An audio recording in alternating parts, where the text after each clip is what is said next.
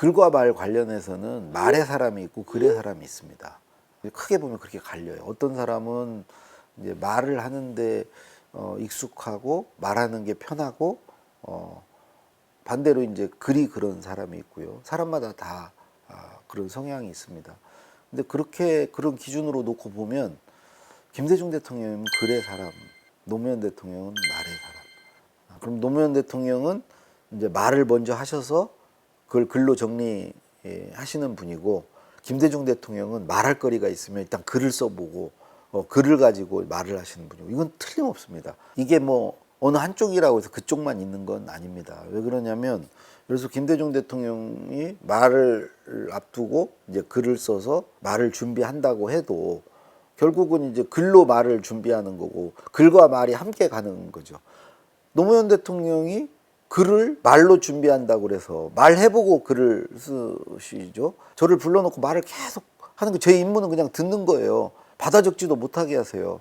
그냥 들으라고, 나한테 말할 기회를 달라는 거죠. 사람이 없으면 말하기 그렇잖아요. 그러니까 막 말을 하시면 본인이 막 정리가 돼요. 말하면서 막 생각도 나. 그러면 어느 순간 됐다, 이제 지금부터 이제 받아 적어라. 그러면 그때 받아 적으면 글이에요.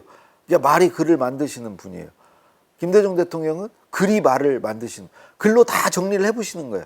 다 정리를 해보고 그 정리된 걸 가지고 말을 하시는 분이에요. 노무현 대통령은 그렇지는 않으세요. 메모는 좀 하셔도 글로 이렇게 딱 정리를 해서 말을 하시는 분은 아니세요. 오히려 말을 하시면 글이 만들어지는 분이죠. 어쨌건 두 분 다 글에 가까운 말을 하시는 분이고요. 말에 가까운 글을 쓰시는 분입니다. 두 분이 공통점이에요. 두 분의 글을 읽어보면 말에 가까운 글들입니다. 말에 가까운 글. 글에서 소리가 들립니다. 음성 지원이 돼요. 그러니까 두 분 다 평생 말을 위한 글을 쓰신 분들이에요. 연설문이 주거든요. 어디에 기고도 하시고 하셨지만 그런 것은 많지 않았고 대부분이 말을 위한 글을 쓰신 분이었기 때문에 그 글 자체가 말이에요. 그래서 그 글에서 소리가 들려요. 이게 공통점이에요. 그리고 반대로 말도 글에 가까운 말을 하시는 분들이에요. 비교적. 그 말을 받아 적으면 글이 되는 분들이에요. 근데 이제 상대적으로 김대중 대통령이 훨씬 더 글에 가까운 말을 하시는 분이에요. 이미 머릿속으로 다 퇴고를 해가지고 뺄 거 빼고 넣을 거 넣고 고칠 거 고쳐서 말을 하시는 분이에요. 충분히 숙성을 시켜서 말하는 분이에요. 그러니까 그 말은 그냥 곧바로 글이 돼요. 근데 노무현 대통령은 이제 좀 고쳐야 되죠. 말씀을 그대로 글은 되지는 않죠. 그렇지만 다른 분들에 비해서 글에 가까운 말을 하시는 분이세요.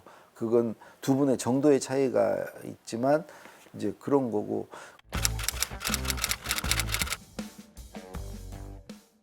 어떻게 말하고 어떻게 글을 써야 되느냐 했을 때 저는 두 분이 표본이라고 생각합니다. 모범이에요. 두 분과 같이 하면 돼요. 그러니까 말하듯이 쓰시고 쓰시듯 말하고 말에 가까운 글을 쓰고 글에 가까운 말을 하면 됩니다. 그래서 말과 글이 만나면 돼요.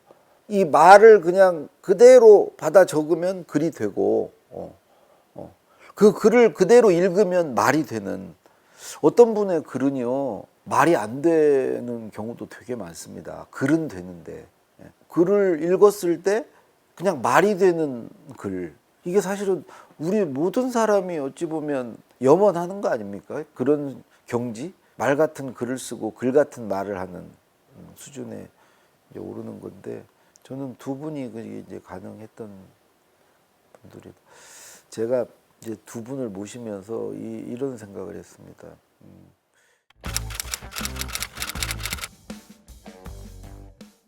더 이상 이제 모시기가 어려운 수준.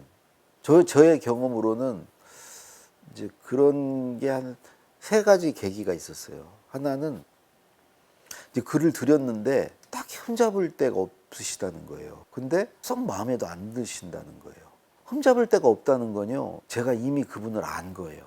그분이 뭐를 싫어하시는지, 어떻게 쓰면 틀렸다고 하시는지, 그걸 내가 파악을 한 겁니다. 전모를 알게 되는 거예요. 거기서 한 걸음 더 나가서 그분의 속마음까지를 읽어서 그분도 막상 알지 못하는 그분의 욕구를 내가 알아서 눈치채서 그것까지 채울 수 있는 수준은 안 되는 겁니다. 그렇다면 나는 더 이상 그분을 도울지 못해요.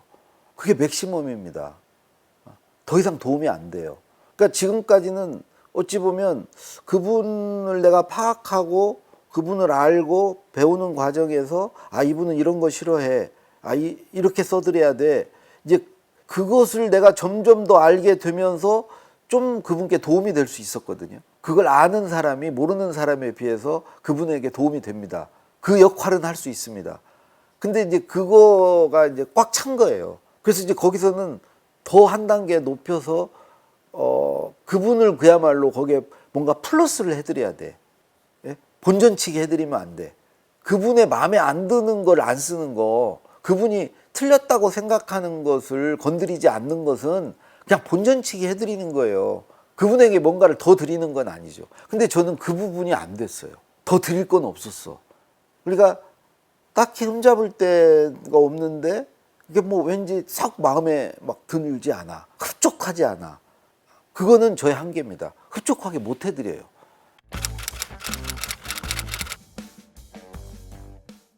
대통령께서 뭘 이렇게 물어보시는데 그분들은 질문이 정말 많으신 분들입니다. 궁금한 게 많으신 분들이에요. 배우려고 하시는 분들이에요. 그래서 계속 물어요. 묻는데 늘 대답을 못했습니다. 대답을 못하는데 일종의 이런 거예요. 그분이 칼자루를 쥐고 있고 나는 칼날을 잡고 있는 겁니다. 질문하는 사람이 막 묻는 거예요. 그러면 나는 그걸 방어하는 거죠. 근데 이게 이제 방어가 잘 안 돼요. 그래서 방어가 안 돼서 어느 순간 이런 생각했습니다. 내가 칼자루를 잡을 수 없을까? 내가 먼저 물을 수 없을까? 내가 먼저 대답할 수 없을까? 묻지 않는 걸 대답하는 거예요. 혹시 이런 거 아십니까? 이거 궁금하지 않으셨어요? 이거 이런 문제 있는 거 아셨습니까? 이 문제 이렇게 해결하면 어떻습니까? 이 수준이 되면은 내가 그야말로 그분의 파트너가 된 겁니다. 그분의 동지가 된 거예요. 근데 사실 이 수준이 되면은 떠날 때가 된 거라고 저는 생각합니다. 나는 이제는 어찌 보면 반사체가 아니고 내가 발광체로서 이제 살아갈 수준이 된 거고 그런 시점에 온 거죠. 이제 그런 걸 한번 느꼈고요. 질문에 대답하지 않고 내가 먼저 선수를 두자라고 생각했을 때가 아, 이제 이분의 품을 떠날 때인가 생각했고, 그 다음에 이제 하나도 아까 첫 마디하고 비슷한데 그분에게 내가 덤을 들이지 이제 못한다.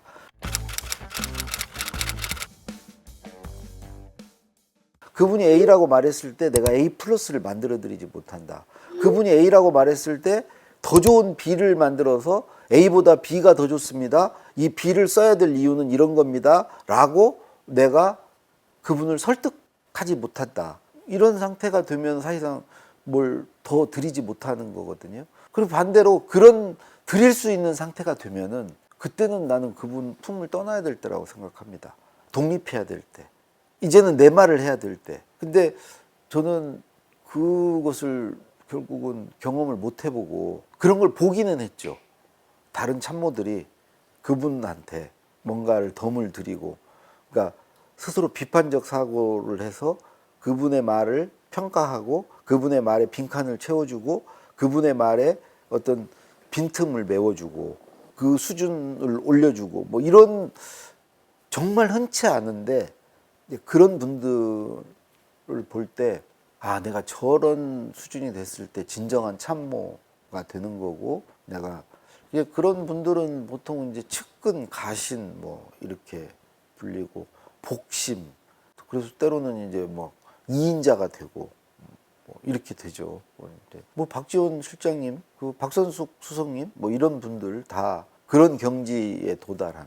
그러니까 이제 그분 말에 대해서 이제 비판적으로 생각을 하고 아, A보다는 B가 더 나을 것 같은데요. 혹은 아, A라고 말씀하셨는데 제 생각은 B고요. 이거를 합하면 이 C도 가능합니다. 이런 말을 할 수 있을 정도가 되려면 이제 그분의 신뢰가 있어야 되고요. 그 믿음을 쌓기까지 많은 그 공력이 사실은 들어가고 또 사실은 실적을 이제 냈어야 되는 것이고 이제 그런 게 가능할 때 이제 그 역할이 주어지고 그 사람 말에 대통령이 설득이 되죠. 그런 경지를 보기만 했지 사실은 경험을 저는 이제 못 해봤고요. 노무현 대통령 모실 때도 그랬고요. 일단은 제가 이제 초안은 썼지만 그거는 이제 뭐 비서관의 손을 거쳐서 이제 올라가게 되는 거고 단지 이제 초안을 썼다는 것만으로 얘기하면 한 두 가지 정도 있습니다.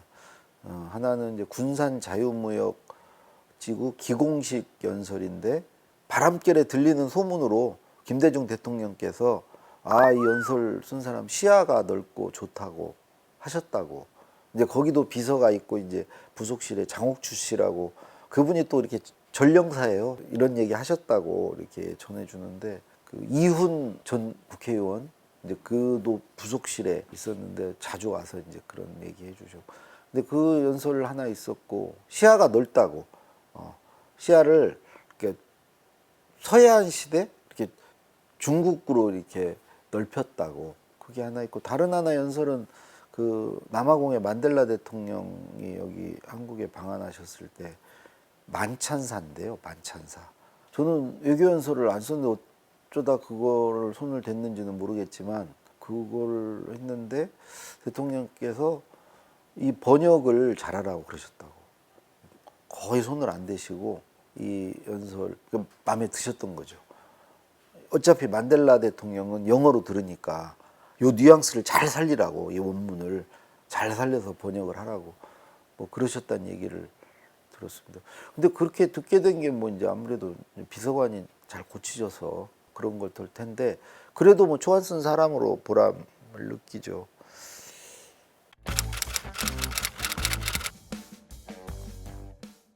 대부분은 뭐 다 시뻘겋게 고쳐서 내려오고 뭐 저는 카세트 테이프도 2번 받아봤습니다.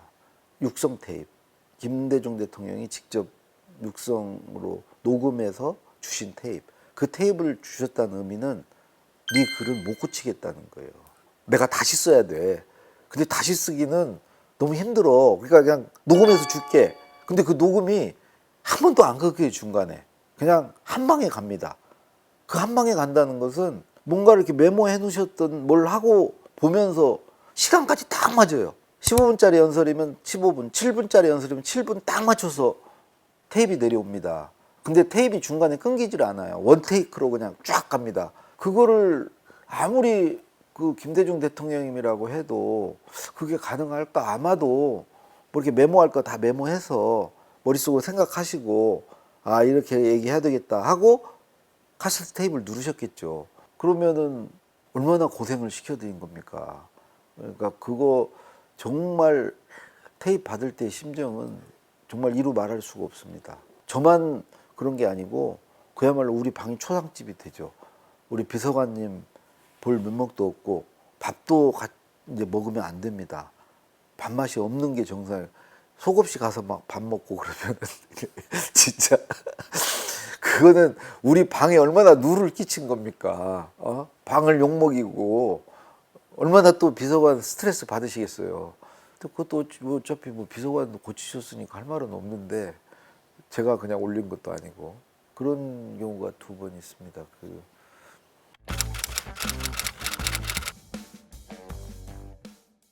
하나 경찰의 날은 기억 확실히 납니다. 경찰의 날. 그 결정타가 뭐였냐면 그때가 아셈 뭐 이런 국제 회의를 한국에서 개최했어요. 그 다음으로 맞는 경찰의 날이었어. 근데 대통령께서 경찰이 너무 고마우셨나 봐. 그리고 너무 자랑스러우셨나 봐. 정상들한테 얘기도 많이 들으셨나 봐. 대한민국 경찰 최고다. 그러니까 경호 경비를 완벽하게 했어. 또 그런 국제회의 기간 동안 경찰을 정말 잠도 못 자고 하거든요. 그리고 또 이제 평상시에도 워낙 우리 경찰들 뭐 진압, 데모, 뭐 시위 진압이니 하여튼 늘 힘들잖아요. 근데 그 마음이 경찰에 대한 고마움이 굉장히 이제 가득 찼었나 봐요. 근데 이제 내 연설이 그런 거 마음을 담지 못한 거죠. 근데 그건 어떻게 할 수가 없습니다. 본인이 하는 수밖에 없어요. 그 마음을 내가 가늠할 수가 없어. 그러니까 그 톤앤 매너를 잡는 것은, 기조를 잡는 것은 우리 같은 사람은 못하죠. 그 마음을 읽어야 되는데. 그래서 어쨌든 그거 다시 구술하셨습니다.